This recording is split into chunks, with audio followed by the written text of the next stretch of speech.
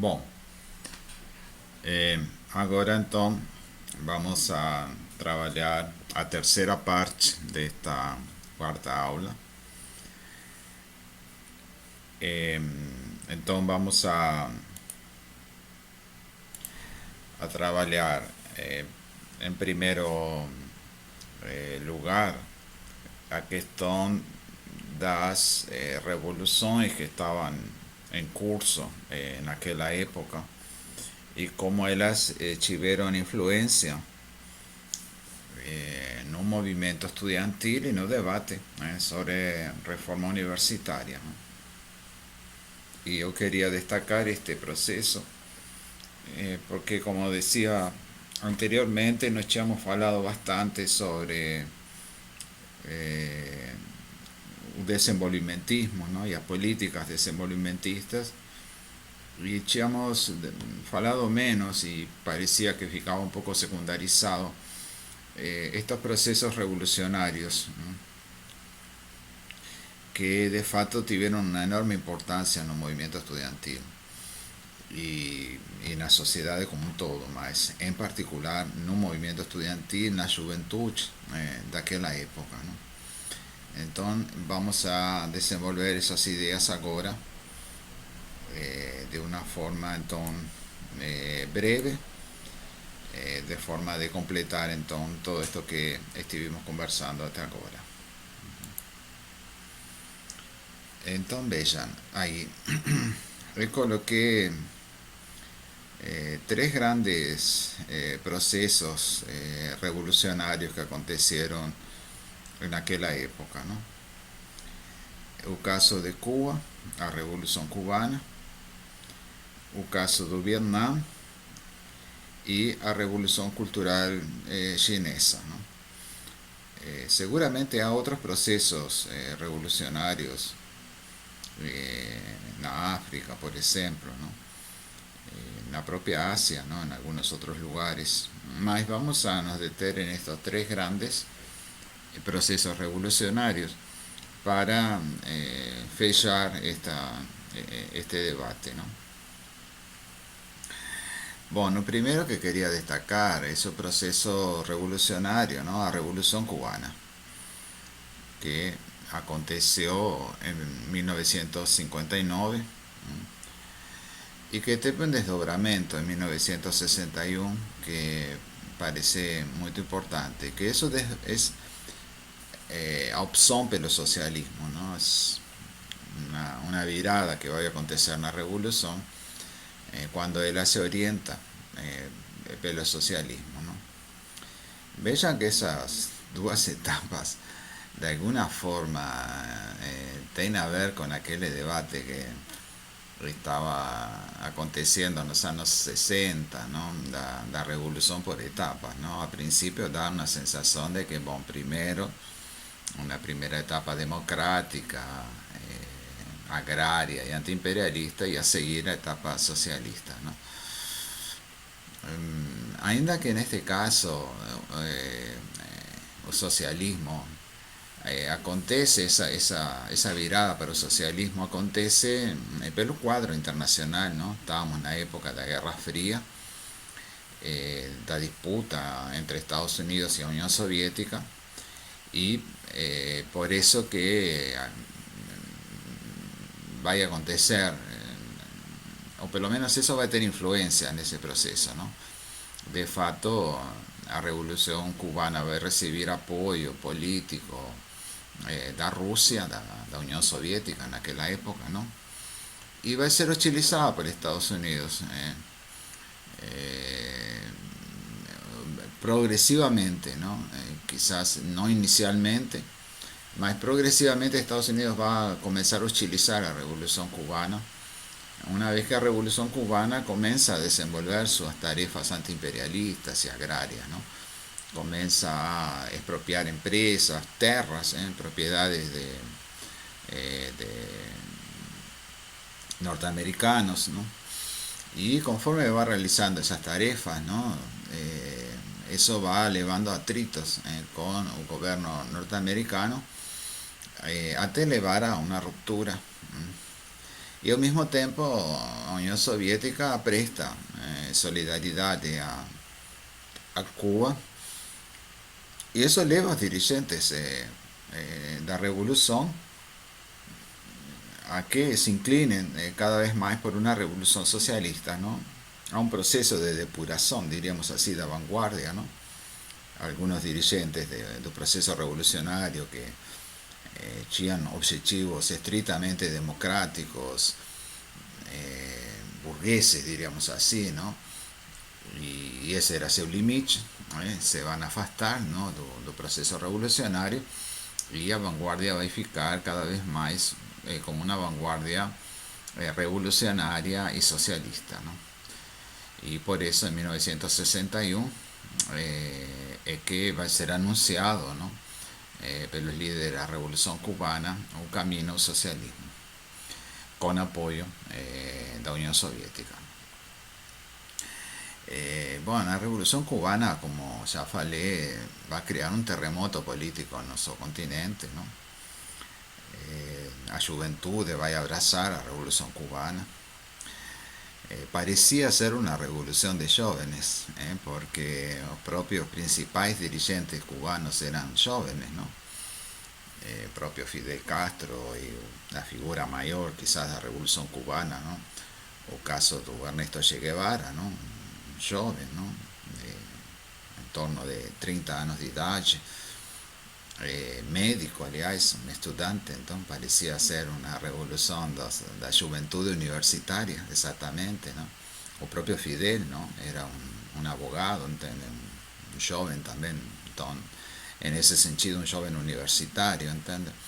Entonces, entiende que es como yoga en la cabeza, ¿no? Como se articulan las ideas en la cabeza de las multitudes, ¿no? De las masas populares. Son fenómenos de psicología social, ¿no? De las ideas, en fin, los mitos, las representaciones, ¿no? Y entonces parecía ser jóvenes al poder, ¿no? Jóvenes tomando poder en una isla, jóvenes universitarios, aliás, realizando tarifas democráticas, agrarias y antiimperialistas, ¿no? Y después asumiendo las tarifas también de construcción del socialismo en esa isla con la ayuda de la Unión Soviética y de los otros países en aquella época que hacían parte del llamado sistema socialista, ¿no? Y como ya falé en la parte anterior, ¿no? Van a haber diversas interpretaciones sobre el carácter de la revolución cubana, ¿no? Sobre cómo que fue el proceso, si fue una revolución socialista clásica, ¿no? O la verdad era un escándalo teórico, ¿no? Una revolución que siguió un camino particular, ¿no? Y claro, evidentemente que las revoluciones siguen caminos particulares, ¿no? No hay dos revoluciones idénticas y, en fin, cada pueblo, cada clase operaria va a hacer un proceso de transformaciones siguiendo caminos propios, y caminos inéditos, ¿no? Caminos desconocidos enteramente, ¿no? Y los cubanos abrieron un camino nuevo, en un país pequeño, ¿no? Una isla, perchiño de los Estados Unidos. Entonces, toda una novedad, ¿no? Con relación a lo que ha sido revolución rusa y también lo que ha sido revolución chinesa, que aconteció no final de los años 40, en 1949. Entonces estábamos ante un fenómeno nuevo, o que no que decir por ser nuevo, que sea absolutamente nuevo, sea que sea una novedad absoluta, ¿no? Atrasos en común con las otras revoluciones socialistas y a novedades, por se tratar de un país en América Latina, reitero, pequeño, una isla bien próxima a los Estados Unidos, ¿no? Y el papel de la juventud, el papel de los jóvenes revolucionarios, los jóvenes universitarios revolucionarios en este proceso, ¿no? Y va a ser eso que va a permitir varias interpretaciones, ¿no?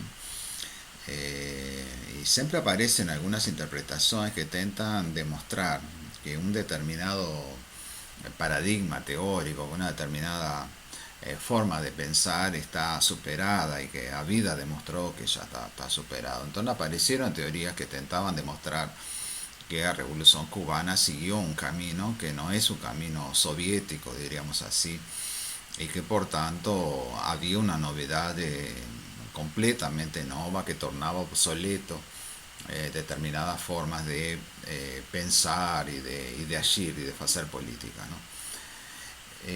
Y entre esas teorías, ya falé, ¿no? Surge una teoría llamada teoría del foco guerrillero, teoría del foco guerrillero, o también conocida como foquismo, ¿no? Que yo ya mencioné en un caso de Acción Popular, ¿no? Que hubo una corriente dentro de Acción Popular, una corriente minoritaria, que adhería a esta interpretación foquista, ¿no? De la Revolución Cubana, ¿no? Y que exageraba, en mi interpretación, en un factor militar, ¿no? Que colocaba el suceso de la Revolución Cubana en un factor militar y por tanto una organización guerrillera, ¿no? Y dentro de la organización guerrillera, particularidades de esa organización guerrillera que era un foco guerrillero, ¿no? Como si eso fuese una explicación suficiente de la Revolución Cubana, ¿no? Y por eso que se va a extender en América Latina a partir de algunas formulaciones de una teoría mismo, ¿no? Se va a construir una teoría llamada teoría del foco guerrillero, que va a tentar explicar, y que va a tentar explicar y que va a tentar educar, va a tentar decir, bueno, es así, es por este camino que se consigue romper con el imperialismo y se consigue iniciar un proceso de transformaciones socialistas, ¿no? Más bella, estoy queriendo decir lo siguiente, ¿no? Cuando digo que es por este camino, ¿no? O que estas teorías querían decir que no es por el camino de la clase operaria, ¿no? Que no es por el camino de organización de la clase operaria, por la transformación de la clase operaria en un sujeto político, por la construcción de un partido, en fin, la teoría, diríamos así, leninista, ¿no? Lo que sería una revolución socialista, ¿no? Entonces por eso aparecen otras teorías diciendo, bueno, aquí la concepción de Lenin está superada. Y no solo la concepción de Lenin está superada, está superada la concepción dos partidos comunistas en general. Los partidos comunistas están, diríamos así, anacrónicos, ficaron anacrónicos, ¿no? Porque surgió otra forma de, de pensar y de hacer revoluciones, ¿no? Y los jóvenes cubanos son un ejemplo, ¿no? No es una clase operaria que está ahí, no es a través de organización sindical y política de los trabajadores, es a través de otro mecanismo, ¿no? Y ahí surge esa idea del llamado foco guerrillero, ¿no? Es claro que eso existió también, comprende, no se trata de decir que no hubo guerrilla y que no hubo un movimiento incluso que comenzó fuera de las ciudades, ¿no? Un movimiento que comenzó o que teve por lo menos un punto destacado, ¿no? Que es a luta guerrillera rural, ¿no? No en un medio urbano, sino rural. Mas también habían elementos que dicen respecto al papel de la clase operaria, de la organización política, de los trabajadores, en fin. Eso que a teoría del foco guerrillero exacerbaba ese elemento foquista, ¿no? Esa idea de que un foco guerrillero podía ser un punto de arranque, ¿no? De un proceso revolucionario una vez que la revolución estaba, desde el punto de vista objetivo y desde el punto de vista subjetivo, estaba pronta, ¿no? Estaba preparada. Entonces era necesario esa vanguardia para hacer ese acto de inicio del proceso revolucionario, ¿no? Incluso no era una vanguardia, podrían ser grupos, por eso son varios grupos, varios focos guerrilleros espalhados en un territorio. ¿Entienden? En vez de un comando unificado, ¿no? Como a gente pensa o papel de un partido comunista en este caso, ¿no? En verdad no es necesario eso, ¿no? Pueden ser varios grupos desconectados entre sí, descentralizados, diríamos así, ¿no? Totalmente descentralizados. Son capaces de iniciar un proceso revolucionario y de culminar un proceso revolucionario con una victoria, ¿no? Y por eso se va a desenvolver la llamada teoría del foco guerrillero, que va a atraer mucho, mucho, mucho eh, a juventud. Y por eso nos vamos a tener, ¿no? En América Latina una explosión de movimientos revolucionarios eh, con esa inspiración foquista, ¿no? Con esa idea do llamado foco guerrillero, ¿no? Y como ya vimos entre nós aquí en Brasil también aconteció esa misma cosa, ¿no? Como vimos, hubo movimientos políticos que adhirieron a tesis do foco guerrillero como punto de partida, como punto de ignición, como un punto en que comienza o fuego, ¿no? Y después se va a espalhar por la sociedad de toda, porque la sociedad está pronta. Objetivamente está pronta y subjetivamente también a sociedad está pronta. Entonces vean, en fin, ese papel primero do factor militar, ¿no? A una exacerbación do papel do factor militar y también a una exacerbación do papel da vanguardia, ¿no? Una vanguardia, un pequeño grupo es capaz de desencadenar un proceso gigantesco, un proceso macrosocial de transformaciones sociales. Y claro que ese grupo, esa vanguardia precisa de las masas, en fin. Mas eso es un problema que se resuelve, diríamos así, se va a resolver de una forma más o menos fácil una vez que se desencadea el proceso revolucionario, la organización de las masas, y eso es una cosa menos complicada, ¿no? Es una teoría así diferente, y no apenas diferente, en cierta medida contraria y alternativa, ¿no? A las prácticas de los partidos comunistas.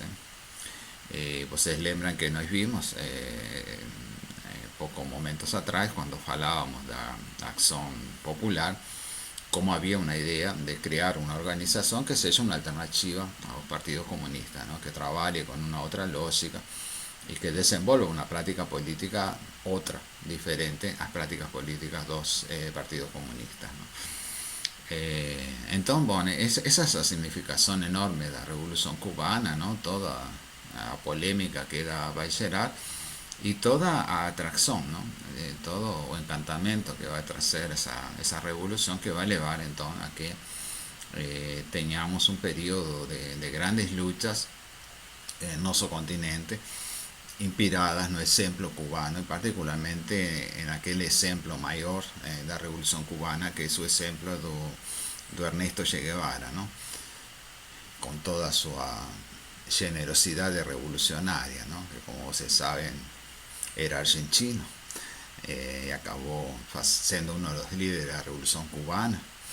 Después va a ir para África, ¿no? Para intentar ayudar a construir procesos revolucionarios, quizás un poco con esa idea, ¿no? De la lucha armada y del foco guerrillero. Y después va a voltar para América Latina, ¿no?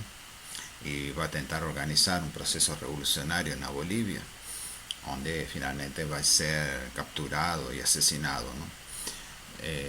Intentando organizar ese proceso revolucionario, ¿no? Entonces, y era un joven en aquella época, ¿no? Una época que incluso fue asesinado. Era un joven de 30 y pocos años, 33 años, entonces toda una cosa simbólica, ¿entienden? Un joven universitario, médico, internacionalista, ya que era argentino y pasó por diversos países intentando construir un proceso revolucionario, con suceso en Cuba, después fue para África y después vuelta para América Latina, y ahí va a ser capturado y asesinado. Entonces Cuba, en fin, va a ser todo un símbolo que va a estar por detrás de todas estas formulaciones teóricas, políticas y todas esas prácticas que se van a desenvolver, como acabamos de ver ahora en el caso da situación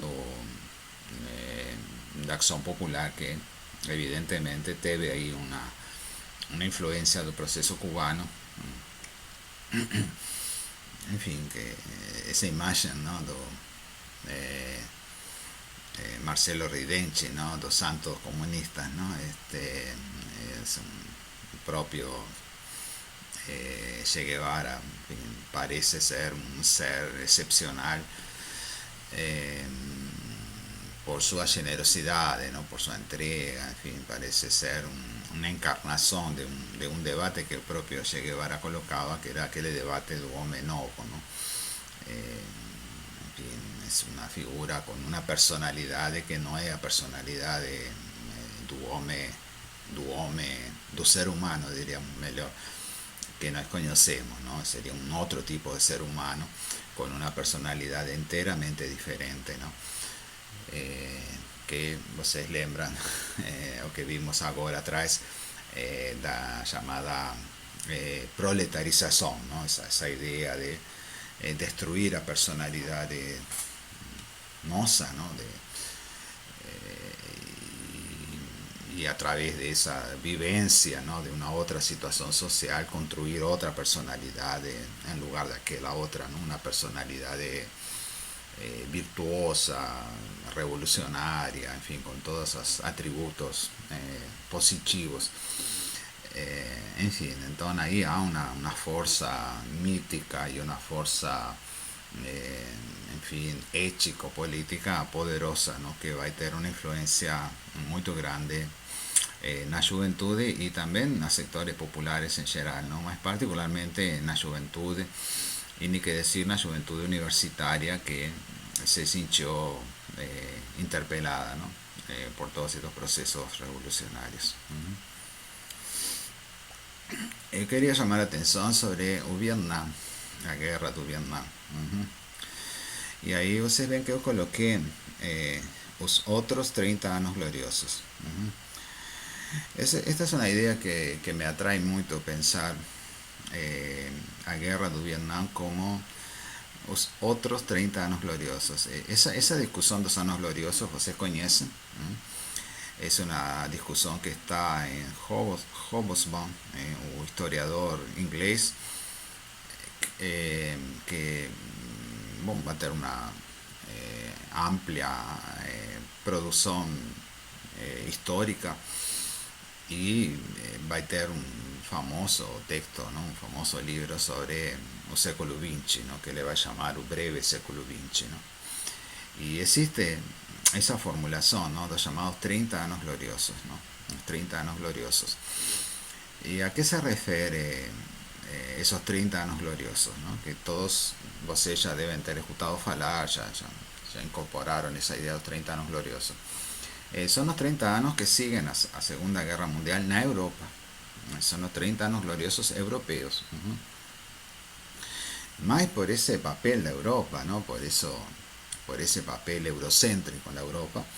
A veces la gente fala de los 30 años gloriosos como si tuviese sido un fenómeno universal, o sea, que también entre nosotros fueron 30 años gloriosos, en Asia fueron 30 años gloriosos, en África fueron 30 años gloriosos. En verdad fueron 30 años gloriosos en Europa, ¿no? Y fueron 30 años gloriosos del capitalismo europeo. Y quizás también con algún rebachimiento en los otros países, por causa de influencia, claro, del papel que tienen los países europeos en el conjunto de la economía mundial, ¿no? Los 30 años gloriosos de Europa se refiere incluso al proceso de construcción del estado de bienestar social, ¿no? Más o menos desde 1945 a 1975, ¿sí? Si fue en 1975 que comenzó a crisis contemporánea, ¿no? Esta longa crisis que ainda nos estamos dentro de ella, ¿no? Comprenden, capaz que ni 30 años son, es un poco menos de 30 años, ¿no? Más hace referencia, ¿no? Llamados 30 años gloriosos a un estado de bienestar social, a la construcción del estado de bienestar social europeo después de guerra, a un enorme crecimiento del capitalismo en Europa, ¿no? Claro, un continente destruido, ¿entienden? A reconstrucción de Europa, ¿no? Era una onda de crecimiento fantástica, ¿no? Mas também as políticas, as chamadas políticas keynesianas, as políticas de estímulo a demanda, políticas de estímulos ao consumo dos trabalhadores, para gerar una situación de estabilidad social, que era una cosa muy importante para Europa después de la guerra, crear un ambiente de estabilidad social y política, porque estábamos en aquel escenario de la Guerra Fría y existía amenaza del socialismo do otro lado de Europa, mas también existía amenaza del socialismo por dentro, los poderosos partidos comunistas en algunos países de Europa amenazaban el sistema, y por eso se aplicaron esas políticas de estímulo a demanda, que en fin trouxeron un bienestar social importante, El propio Hobbes va a falar, de que olhando o padrón de vida de un trabajador en Europa en los años 60, final de los años 50, con cómo era el padrón de vida o estilo de vida de un trabajador en la primera mitad del século XX, y ni que decir en el século XIX, era una transformación gigantesca, la capacidad de consumo que tenía un trabajador europeo en la época del estado de bienestar social era una cosa que no tenía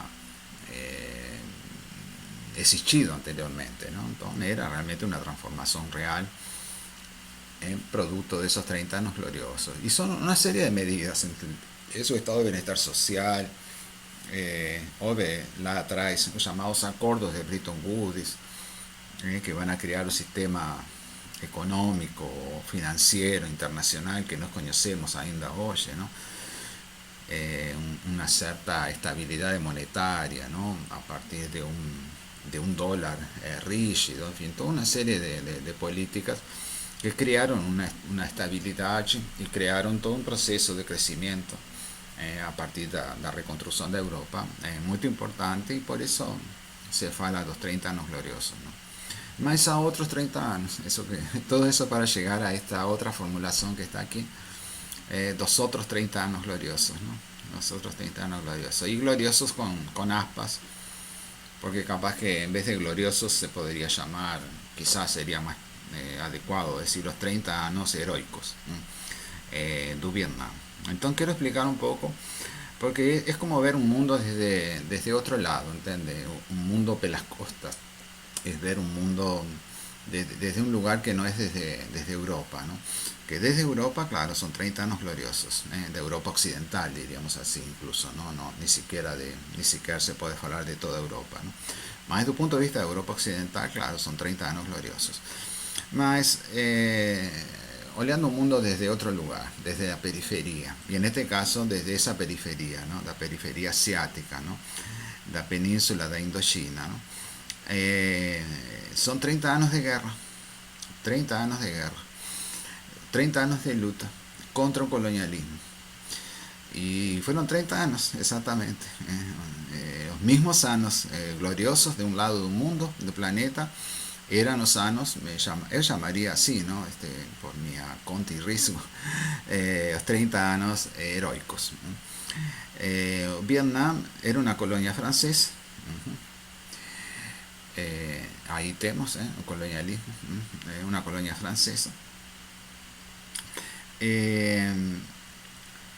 Y cuando la Segunda Guerra Mundial, que a Francia va a ser derrotada y va a ser ocupada por el ejército alemán, el Japón va a aprovechar de esa situación, de derrota de Francia, y va a aprovechar para ocupar Vietnam, para hacer una política de expansión en la región asiática y entre los territorios que se va a lanzar a ocupar.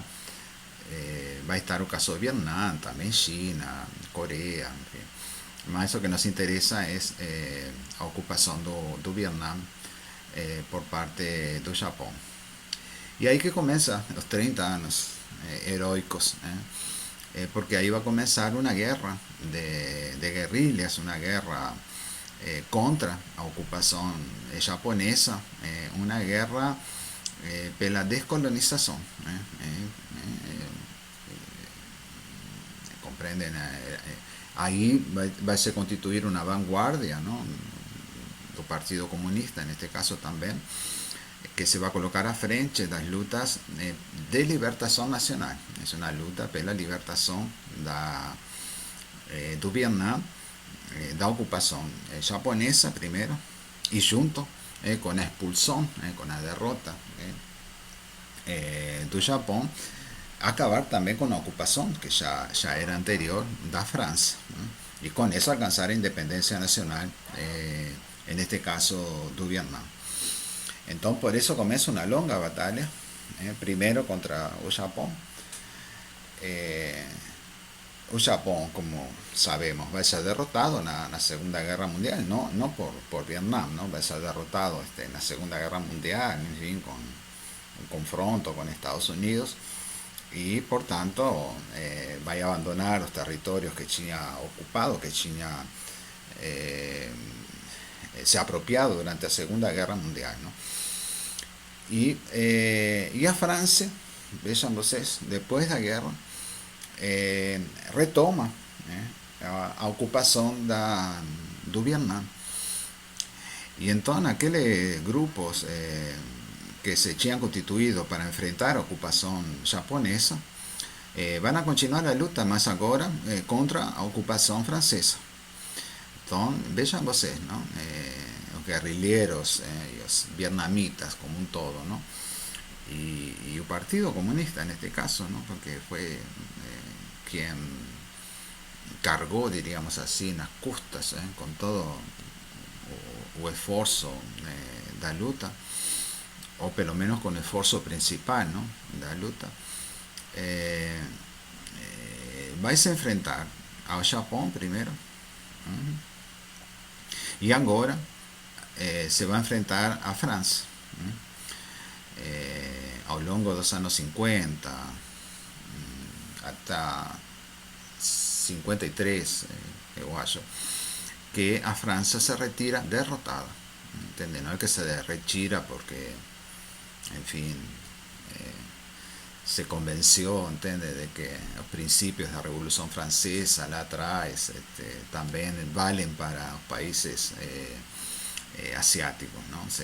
Se retira porque fue derrotada militarmente, fue necesario un confronto militar, y a Francia se retira de Vietnam. Se asigna un acuerdo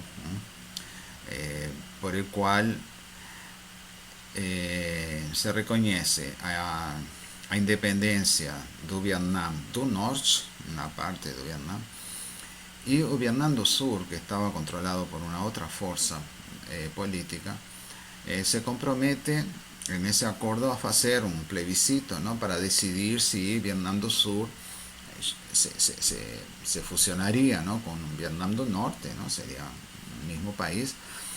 Y cuál sería su régimen político y su régimen social, diríamos así, si sería capitalista o si sería socialista, ¿no? Ese era el acuerdo que se asignó con la retirada entonces de Francia. Entonces una parte de Vietnam comunista, diríamos así, ¿no? Que iniciaría la transición al socialismo, y a otra parte quería hacer un plebiscito para definir si también hacía una transición al socialismo o tenía una otra orientación, ¿no? Y ahí va a comenzar una guerra, porque cuando llega hora de hacer tal plebiscito, o Vietnam do Sur se recusa a hacer ese plebiscito, las autoridades, ¿no? Se recusan a hacer un plebiscito porque hay una percepción de que el plebiscito va a ser favorable a fuerzas socialistas, y que va a ganar alternativa de que Vietnam tiene que ser un único país y que tiene que hacer ese proceso de construcción del socialismo, ¿no?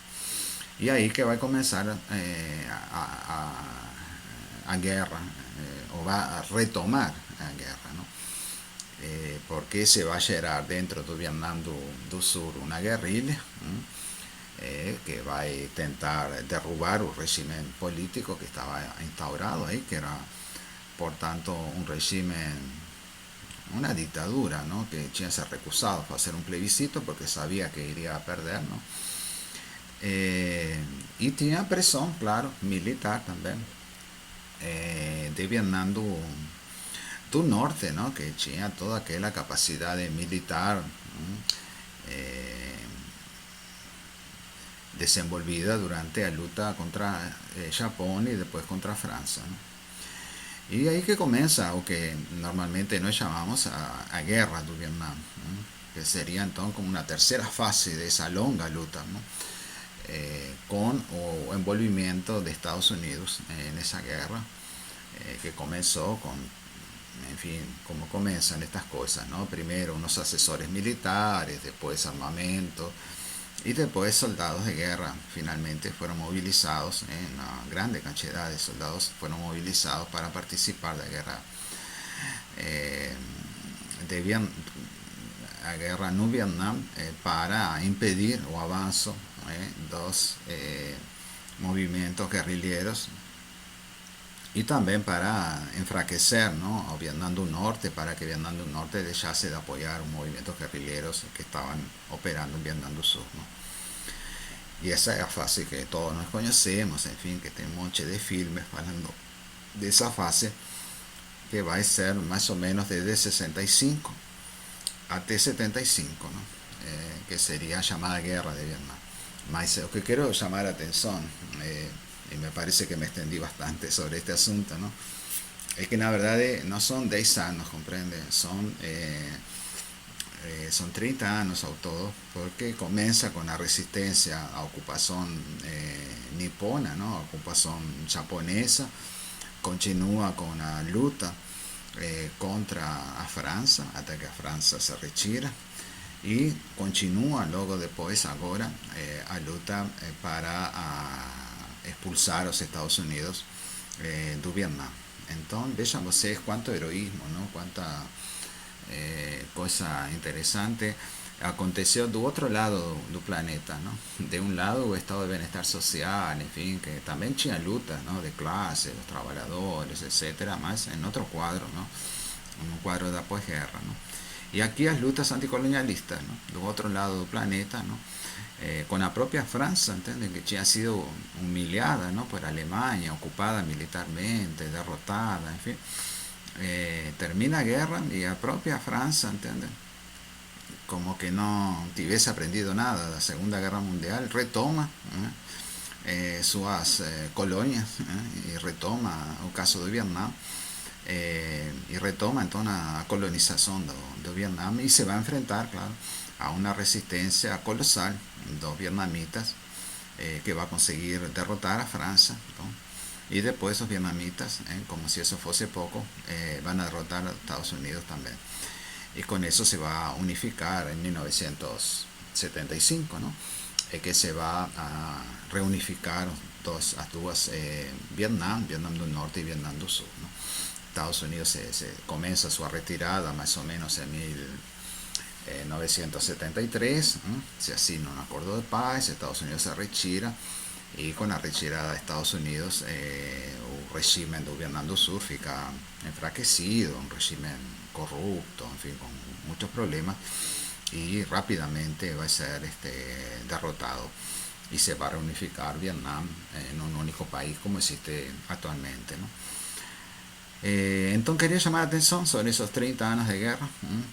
Y vean ustedes, todo que la gente se puede, en fin, todo que la gente puede pensar de esa guerra, ¿no? Es una guerra de camponeses en cierta medida, ¿no? Vietnam no era un país capitalista altamente desenvolvido, con un desenvolvimiento industrial grande, ¿no? Era un país capitalista, claro, ¿no? Ya estábamos en el século XX, en la segunda mitad, ¿no? Mas era un país fundamentalmente agrario, camponés. Entonces una guerra casi que de camponeses, ¿no? Que derrotan tres grandes potencias en fila, ¿no?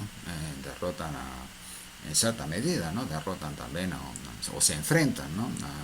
Al ejército japonés, derrotan o ejército francés y derrotan o ejército norteamericano. 30 años de guerra. Y bueno, a guerra obviamente teve un impacto muy grande na juventude, ¿no? Europea, sin dúvida, ¿no? Mas também na juventude norte-americana, ¿no? E também entre nós, entende? E também entre nós teve un grande impacto pela exemplo que significava a luta anticolonialista, ¿no? Y las lutas terribles contra los países europeos, ¿no? Que, reitero, después de la Segunda Guerra Mundial, después de la experiencia que significaron los campos de concentración, parecía que no habían aprendido absolutamente nada, ¿no? Porque retoman sus colonias tranquilamente, ¿no? Como si nada tuviese acontecido, ¿no? Como si eso fuese un normal de funcionamiento de una sociedad después de haber pasado por la experiencia de la guerra terrible, ¿no? De la Segunda Guerra Mundial, y de haber pasado por la experiencia, ¿no? De los campos de concentración, de genocidios, en fin, de toda esa experiencia terrible. Ellos no tienen la menor duda de que su papel es colonizar el mundo, y retoman sus colonias tranquilamente, ¿no? Y a Francia, ¿no? Un país donde surgió a revolución burguesa, ¿no? A revolución francesa, ¿no? Que es una referencia para todos nosotros. Las clases dominantes no tienen la menor vacilo, ¿no? La menor duda de que tienen que realizar ese papel civilizatorio de mantener la colonización en África, ¿no? Y en Asia. Hay un episodio que ahora que falé de África, en fin, debería haber mencionado también, que es su caso de Argelia, ¿no? Que fue también un proceso de descolonización contra Francia, ¿no? En los años 50, ¿no? Finaliza en los primeros años de los años 60, donde también a Francia recupera su colonia, Argelia, tranquilamente, ¿no? Como si nada tuviese acontecido, ¿no? Y enfrenta una lucha durísima, ¿no?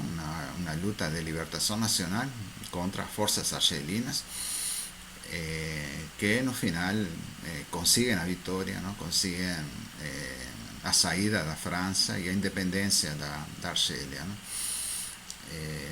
Ese episodio de Argelia no está aquí, debería estar, porque no va a contar la historia toda, pero es una cosa muy importante. Quizás cuando falemos de la cuestión de lutas antirracistas, podemos trabajar, porque van a haber líderes aquí en la lucha por la independencia de Argelia. Un caso de Frantz Fanon, es un líder, en fin, es una figura fantástica. Vamos a ver si podemos conversar, mas tiene a ver con la cuestión del racismo, porque ahora cuando fui a decir de qué nacionalidad es Frantz Fanon, es una cosa compleja, ¿no? Porque él es latinoamericano, porque nació en una isla, ¿no? Que es colonia francesa. Entonces él es latinoamericano porque nació aquí en América Latina. Él es francés, ¿entiendes? Porque ahí es una colonia francesa. Él es negro, y, en fin, por ahí va a haber toda, en fin, toda la elaboración que Frantz Fanon va a hacer, ¿no? Sobre el racismo. Entienden que él cuando va para Francia, ¿no? Después él se forma como médico, ¿no? Él es psiquiatra, ¿no? Se forma como médico cuando va para Francia, para su país, ¿no? Él es francés. Ahí él descubre que él no es francés, no es francés porque es negro. Y, ¿entienden? Él no es europeo, diríamos así, ¿no? Él es europeo porque él es francés, diríamos así. Mas para los franceses él no puede ser europeo porque es negro. Latinoamericano en todo caso, ¿no? Mas él es negro porque acorda pele negra, ¿no? Mas él es francés también. Él es francés, de nacionalidad francesa, ¿no? Y él va para Argelia. Todo eso es para hablar, que ahora me lembré de la cuestión de Argelia, ¿no? Y él va a trabajar en Argelia, ¿no? Va a trabajar en los hospitales, en fin, va a trabajar en Argelia porque él es francés y Argelia es colonia francesa, entonces él va lá a prestar servicio, ¿no? Diríamos así. Y claro, lá en Argelia, aquello que comenzó primero cuando él esteve en Francia, y descubre que él no es francés para los franceses, porque como es negro, él no es reconocido como francés. Cuando va para Argelia, claro, él ve toda esa lucha, ¿no? Pela libertad, pela independencia nacional, y él se envuelve completamente, ¿no? Desde el punto de vista político, en fin, se envuelve y se transforma en un líder, no apenas de la lucha argelina contra a Francia, sino en un líder africano, ¿no? Porque fue una época de grandes luchas para acabar con el dominio colonial en África, ¿no? Y él va a escribir textos políticos, etcétera, mas él también va a hacer textos, no sé si podríamos llamar teóricos, filosóficos, ¿no? Toda una reflexión en torno a la cuestión del colonialismo y del racismo, ¿no? Y él es uno de los autores que para aquellos que se colocan en esa vertente llamada postcolonial o la decolonización, sería como un primero, sería como un pai de esa corriente teórica, porque es el primero que comienza a enfrentar desde el punto de vista teórico, ya cuando está en Francia, ¿no? Él ya va a publicar su primera grande obra, ¿no? Donde él analiza, en fin, todos esos problemas de alienación que acontecen con los povos oprimidos, ¿no? Con los povos subyugados pelo colonialismo, ¿no? Entonces, bueno, ahí vale la pena pensar también, porque Argelia tiene mucha influencia. A lucha de guerrillas que se trabó en Argelia también tiene influencia, por lo menos en algunas vanguardias. Van a seguir algunas orientaciones de cómo hacer la lucha urbana, en este caso, ¿no? Una lucha de guerrillas urbana, en un caso de la lucha por la libertación de Argelia, ¿no? Más es verdad que está faltando ahí, voy a corregir, voy a colocar a cuestión de Argelia. Mas yo quería, en fin, también dejar esa idea que coloqué aquí de Vietnam, de pensar otros 30 años gloriosos, ¿comprende? Ya que entramos un poco en esa discusión ahora del eurocentrismo, ¿no? Todos nosotros estamos, en fin, todos nosotros ya sabemos, ¿no? De que hubieron 30 años gloriosos en Europa, ¿no? Que son los 30 años de estado de bienestar social. Mas es bom ver lo que aconteció do otro lado del planeta, ¿no? Y do otro lado del planeta fueron 30 años de guerra para acabar con una colonización. Y un enfrentamiento de un pueblo pequeño,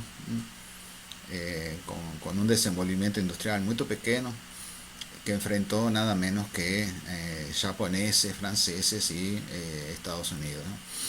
Y vean que la intervención norteamericana en la guerra no fue solo norteamericana, ¿no? Estados Unidos fue, como hace en otras situaciones, una coalición de países. Entonces no era solo Estados Unidos que se envolvió en la guerra, a pesar de que, claro, Estados Unidos llevó un peso mayor en la guerra. Además, él consiguió también envolver otros países que también participaron junto con él en la guerra de Vietnam, ¿no? Bueno, entonces quería también, se imagina el impacto en la juventud, en fin, eso no ya conocemos de alguna forma, ¿no? El impacto de la guerra de Vietnam en la cabeza de la juventud norteamericana, un movimiento hippie, en fin, todos esos impactos que acontecieron por esa guerra.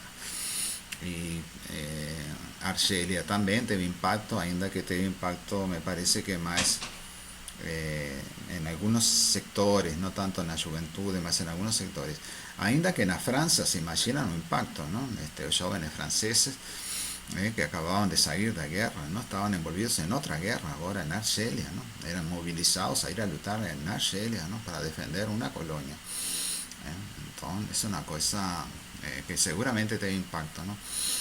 Yo ya leí algún texto diciendo que incluso atrás do Maio francês, uno dos elementos que pueden explicar aquello llamado así, ¿no? Como Mayo francés, puede ser incluso un cierto resultado, ¿no?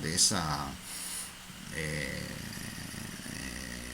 de ese envolvimiento do exército francés en manter suas colônias depois do fim da Segunda Guerra Mundial, ¿no? Y particularmente do envolvimiento do exército francés en Argelia, donde el ejército desenvolvió técnicas y tácticas, ¿no? De tortura, en fin, ¿no? Toda una discusión ahí sobre la llamada doctrina francesa, ¿no? Que es una doctrina de tortura, ¿no? De cómo luchar contra grupos guerrilleros urbanos, que después incluso parte de esa doctrina francesa va a ser incorporada aquí en nuestros países durante las dictaduras, ¿no? En fin, entonces ese es otro elemento que quería llamar la atención y no quiero extenderme mucho más. Y porque quería llamar la atención muchísimo, ¿no? Da tercero vector que yo coloqué ahí, a Revolución Cultural Chinesa, ¿no? Que ustedes ven es una cosa interesantísima, ¿no? Más o menos abarca a segunda mitad de los años 60 y los primeros años de la década de 70, ¿no? Normalmente se fala que termina en los 76, porque en los 76 va a morir Mao Zedong, ¿no? Entre tanto, hay otros autores que dicen que la revolución cultural fue más corta, ¿no? No llegó hasta los 76.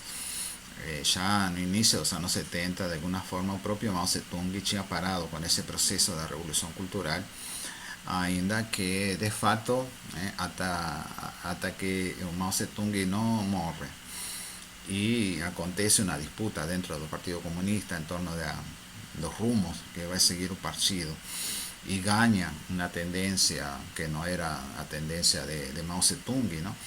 Gana tendencia que está hoy, ¿no? En la dirección del Partido Comunista Chinés, la tendencia que pretende modernizar a China a través de investimento de capital internacional y la utilización de llamados mecanismos de mercado, ¿no? Más así yo quería me detener un poco en ese proceso de revolución cultural chinesa, porque a ver si consigo explicar un poco de qué se trató, que es un tema difícil y seguramente no voy a conseguir explicar mucho. Mas vean así, a principio se trató de una disputa dentro del propio Partido Comunista. El Partido Comunista Chinés, como se saben, consiguió triunfar una revolución en 1949, inicia transformaciones socialistas, a principio con apoyo de la propia Unión Soviética, mas se le va a tropezar, va a tener un tropiezo muy grande, va a tentar hacer un proceso aceleradísimo de industrialización y va a fracasar. Se llamó ese plano un grande salto para frente, una cosa así, ¿no? Un grande salto para frente, y no aconteció un grande salto para frente, al contrario, ¿no? Fue como un grande salto para atrás. Dio todo errado el planeamiento realizado por los dirigentes chineses con ayuda de la Unión Soviética, ¿no? Y bueno, fue una situación socialmente catastrófica, en fin, fue un desastre, y fue catastrófico mismo, ¿no? Con problemas de fome. Fue una cosa, en fin, todo lo que podía dar errado dio errado, y eso creó una situación muy complicada en la China, ¿no? Y eso acirró disputas, conflictos dentro del propio Partido Comunista que cuestionaban la lideranza de Mao Zedong, ¿no?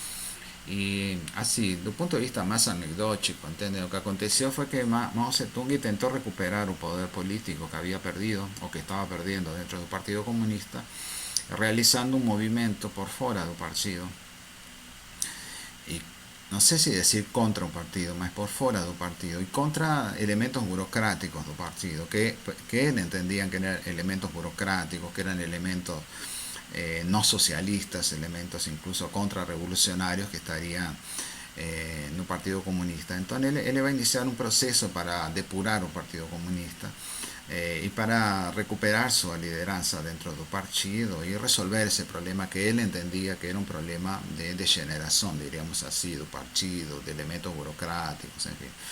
E por isso ele vai mobilizar a juventude, né? Isso que eu queria chamar a atenção. Vai mobilizar os jovens, né? En ese proceso llamado de revolución cultural, ¿no? Una cierta idea de que la revolución precisaba completar, no era apenas a expropiación de los medios de producción, tenía que dar más un otro paso, ¿no? Y que era ese paso intelectual, ese paso de ganar a cabeza. Y ganar a cabeza significaba también tirar da cabeza, ¿no?, dos jóvenes y da sociedad y dos dirigentes de su propio partido ideas burguesas. Por eso había una idea de que era necesario hacer una depuración ideológica, ¿no?, y expulsar del partido y da sociedad de elementos burgueses, ¿no? Y ahí que aparece la idea de que los intelectuales son un elemento perigoso en la sociedad.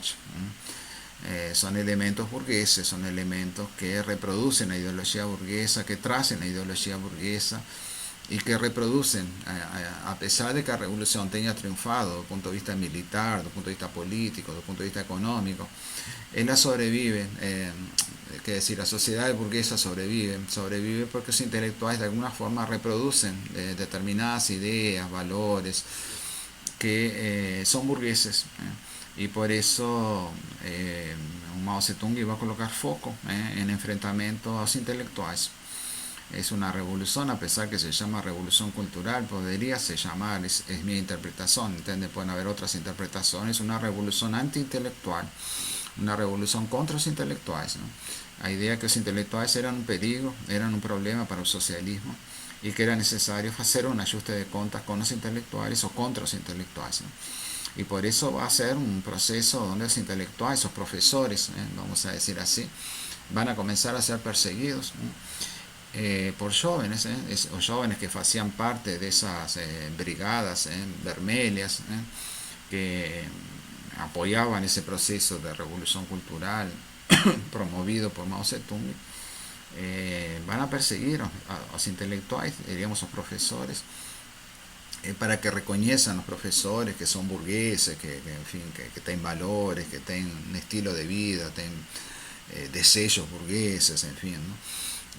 Y que tengan que extirpar esas ideas y esos deseos antagónicos con la revolución socialista, ¿no? Y eran humillados públicamente esos intelectuales. Y en algunos casos se hacía un juicio sumario y eran ahí mismo asesinados por entender de que eran irrecuperables, ¿no?, de que no era posible, ¿no? Mas hubo una cosa, ¿entiende? Muchos de esos intelectuales van a morir, mas no por esos juicios sumarios, ¿no?, sino que van a morir porque van a ser llevados para el campo a realizar trabajo con los camponeses. Eso que me parece más interesante de pensar, ¿no? Porque había aquella idea, ¿no?, de cómo, entienden un poco aquello que falamos da proletarización anteriormente, ¿no? Cómo destruir una personalidad burguesa, diríamos así, y construir una personalidad operaria, ¿no? ¿Entienden? Que no es como construir una economía operaria, ¿comprenden? No es como construir un sistema político operario. Ahora es una cuestión así, de cómo construir una personalidad, de cómo destruir una personalidad y cómo construir otra personalidad, ¿no? Cómo destruir una personalidad burguesa y cómo construir una personalidad operaria, revolucionaria, ¿me entienden? Y ahí había idea de que los intelectuales tenían que ir al campo, o tenían que ir para la fábrica, ¿no?, para conocer a vida camponesa, ¿no?, para dejar de estar alienados, comprenden, lá nas suas universidades, pensando, separados do povo. E eles tinham que ir lá onde estava o povo, trabalhar junto com o povo, fazer a mesma vida que faz o povo, e fazendo isso, a cabeça deles seria a colocar em ordem, não? A personalidade deles seria transformar e iriam a ser agora sim verdadeiros intelectuais ao serviço da causa popular, compreende?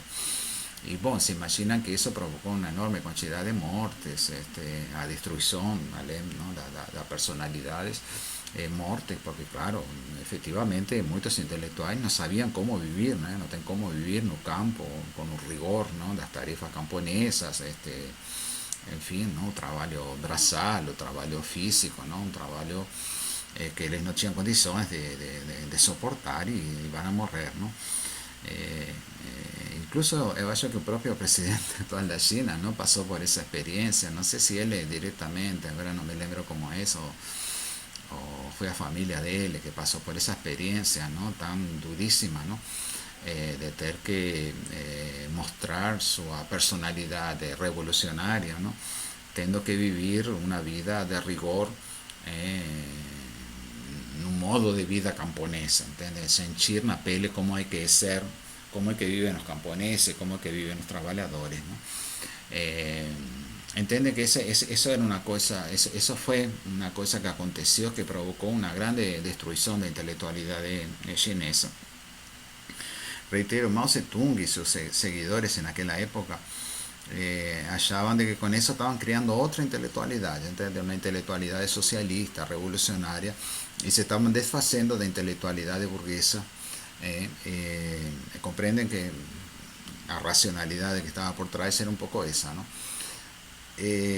Quizás en un fondo que estaba esa la lucha interna dentro del propio partido político, del propio partido comunista en este caso, ¿no?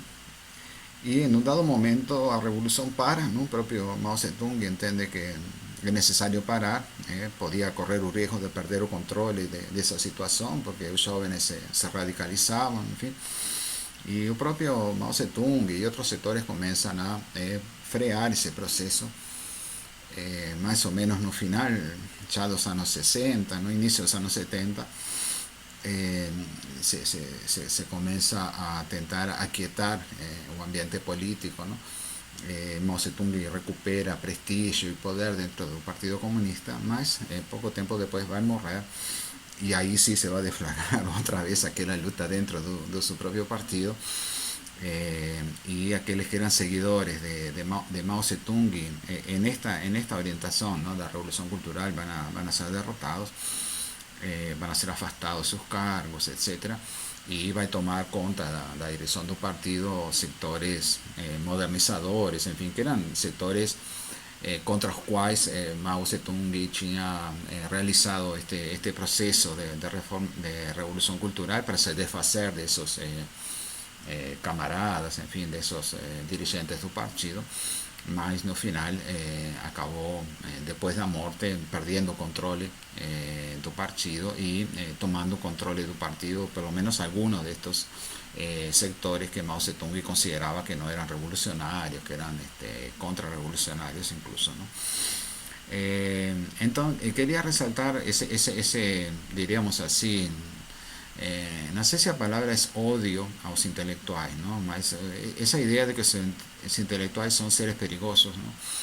Y que no son seres con los cuales se pueda confiar en un proceso revolucionario. Y esa idea, en fin, que puede parecer delirante, ¿no? De querer reorganizar la personalidad de un individuo, ¿no? Destruir su personalidad y construir otra personalidad enteramente nueva a partir de una experiencia de vida, como era ir para el campo a trabajar junto con los camponeses, o una experiencia de vida como sería ir a trabajar a una fábrica, ¿no? Quería llamar la atención, porque esa idea es una idea seductora, muy seductora, muy seductora. Consiguió seducir a los jóvenes chineses, mas consiguió seducir intelectuales europeos, ¿entiendes? No solo jóvenes europeos, sino intelectuales europeos se sintieron interpelados y se sintieron como que eso era una revolución necesaria, ¿no? Que los intelectuales tenían que salir de esa vida universitaria, diríamos así, ¿no? De esa vida separada de la sociedad, de las luchas sociales, etcétera, para que sean intelectuales verdaderamente útiles socialmente, ¿entienden? Eso es una idea muy seductora, muy seductora, ¿no? Por eso la revolución cultural chinesa no fue un fenómeno nacional, en fin, que eso puede ser entendido dentro de las particularidades de la revolución chinesa o dentro de las particularidades de la cultura chinesa, ¿no? Él encantó y consiguió seducir intelectuales del mundo todo. Intelectuales europeos, grandes intelectuales europeos se sintieron interpelados de que estaban ahora, de que los intelectuales saliesen de esa torre de marfil, ¿no? De ese lugar separado, en fin, y que fuesen para un pueblo y que hiciesen una experiencia de vida junto con un pueblo, y con eso su personalidad se iría transformada radicalmente, ¿no? Y ni que decir que entre nosotros aquí en América Latina también, TV audiencia como acabamos de ver, ahora cuando analizamos la experiencia de la acción popular, como vimos que había una idea de que era necesario hacer una reestructuración completa de la personalidad de los militantes políticos, ¿no? Y bueno, se imaginan entre la juventud universitaria, ¿no? Posible, entienden que exista esa idea de que los profesores, en fin, los intelectuales son seres totalmente alienados, son seres que viven en otro mundo, en fin, que no conocen el día a día de un trabajador, el día a día de un camponés, y que falan los camponeses, falan los trabajadores, mas es una fala retórica, ¿no? Una fala que no tiene compromiso social y político, ¿no? Y que por eso la forma de resolver eso es llevar a los intelectuales a trabajar junto con los camponeses, en fin, hacer una experiencia de vida, ¿no? Y con eso mudaría completamente la personalidad de los intelectuales, ¿no? Entonces quería llamar la atención, me parece que es un elemento fundamental, ¿entienden? Es un elemento que merecería un estudio también, son temas de pesquisa, ¿se entiende? Para aprofundar. Eh, de un lado, un fato, propiamente dicho, da revolución cultural chinesa, ¿no? Y por otro lado, el impacto de esa revolución cultural chinesa, presupuestos y por qué eso encantó jóvenes e intelectuais fora da China, ¿no? Por qué teve esa capacidad de encantar, ¿no? O que colocaba que de alguna forma dialogaba con una cosa real, ¿entiende? Que es claro que los intelectuales vivimos separados, en fin, tenemos una vida propia, diferente de la vida de un trabajador de fábrica, de un trabajador que trabaja en la tierra, ¿no? Y por qué ese odio, ¿no? Y por qué esa idea de que es por ahí que es necesario comenzar transformaciones socialistas, ¿no? O sea, expropiar a burgueses, etcétera, mas después de expropiar a los burgueses de sus medios de producción, después de crear un sistema político otro, seguir a tarifas revolucionarias con los intelectuales, ¿no? Entonces, en fin, quería llamar la atención a eso. No es que somos la área de servicio social, también nos debe llamar poderosamente la atención, ¿no? Eu tengo esa idea, ¿no? Aquí no vamos a hablar de servicio social, mas eu tengo a idea de que, como ustedes ven, el periodo de la revolución cultural coincide casi que es así punto por punto con lo que fue nuestro proceso de reconstitución del servicio social en América Latina, ¿no?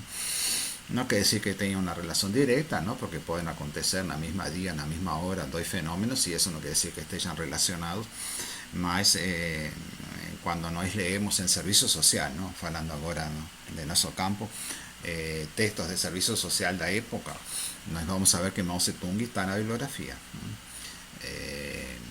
En fin, entonces, alguna cosa obvia, y es una cosa interesante de ser investigada. Esa idea de la experiencia de vida como fuente de teoría, como fuente de pensamiento, ¿no? Entonces quería llamar la atención porque eso debe tener influenciado bastante a la juventud universitaria en esas propuestas de reforma de las universidades, ¿no? Entonces pueden imaginar el tipo de universidades que puede estar siendo pensado en la cabeza de los estudiantes y de los intelectuales que consideran que los profesores tienen que ir a trabajar en el campo, en fin, para refacer su cabeza, y que los propios estudiantes tienen que tener una experiencia de vida. ¿Comprenden? Ese es un tema, quizás no de la forma brutal en que fue realizado en la China, ¿no? Y la forma también, de lo que dicen los propios militantes de Acción Popular, brutal en que fue realizada ese proceso llamado de proletarización. de otras formas menos duras, entende? Como já falei, no caso do estágio vivência, não? E enfim, outras formas, essa ideia de tirar os intelectuais de uma espécie de alienação, né? De uma bolha ideológica na qual eles habitam, y mezclar esos intelectuales con un poco, en fin, y no es que estamos pensando en una universidad popular, tenemos que elevar en consideración ese elemento, ¿no? Si para nosotros universidad popular quiere decir eso, que decir tirar los intelectuales y llevar los intelectuales a trabajar en la tierra o a trabajar en una fábrica para hacer un proceso de reestructuración de su personalidad y se transformar en una especie de hombre nuevo, de un ser humano nuevo, ¿no? O no es eso. Ainda que mismo no siendo eso, elementos de alienación existen entre los intelectuales claramente, ¿no? Elementos de isolamiento, en fin, elementos donde los intelectuales se transforman en un grupo autorreferenciado, ¿no? En un grupo que gira en torno de sus propias preocupaciones, ¿comprende? Y por eso esta idea de revolución cultural penetró, ganó fuerza, ¿no? Porque evidentemente apuntaba a un problema real, aunque quizás la solución brutal, la forma en que fue aplicada, no es por ahí que se resuelve, ¿no? Pero es un tema que nos interesa, ¿no? ¿Comprenden? Es un tema que interesó a jóvenes en aquella época, como la gente ya vio, y es un tema que nos interesa, ¿entiendes? Cuando pensamos en universidad popular, alguien podría nos preguntar, ¿se trata de eso? En fin, se trata de tirar a los profesores de la sala de aula y llevar a los profesores a trabajar no campo, en fin, las facendas, en fin, o no es eso, mas ese problema existe y tiene que ser enfrentado de alguna forma, en fin, mas no quizás de esa forma brutal en que fue enfrentado en la revolución cultural chinesa, o una forma en que pretendían resolver ese problema los militantes de la acción acción popular, ¿no? que vimos anteriormente, ¿comprenden? Bueno, entonces eso, ahora sí, me parece que conseguimos colocar en día aquella aula, quizás antes con algunos acréscimos, ¿no? Y con eso entonces podemos ahora finalizar esta aula, ¿no? Esta es entonces la tercera parte de aquella aula, y con eso entonces está finalizado, y entonces continuamos en la próxima, ahora sí, con otros aspectos que vamos a ver ahora la dictadura, ¿no? Y particularmente lo que más nos interesa es la salida de la dictadura, ¿no? Proceso de redemocratización donde aparecen otros actores, otros sujetos van a aparecer en la escena política, ya no tanto un movimiento estudiantil, aunque el movimiento estudiantil va a estar presente en la escena política, van a aparecer, como vamos a ir viendo a partir de ahora, sindicatos y movimientos sociales van a aparecer como actores, como sujetos que van a continuar esa batalla por una universidad popular, en fin, por una universidad democrática, por superar el elitismo de la cultura. Y entonces vamos a ver un percurso de esas luchas y las propuestas que fueron levantadas en ese camino por transformar la universidad en una universidad viva, ¿no? Una universidad ligada y conectada con las necesidades de los trabajadores y los movimientos sociales, ¿comprende? Entonces, bueno, dejamos por aquí entonces y continuamos la próxima, ¿no? Boa noite, tchau, tchau, pessoal.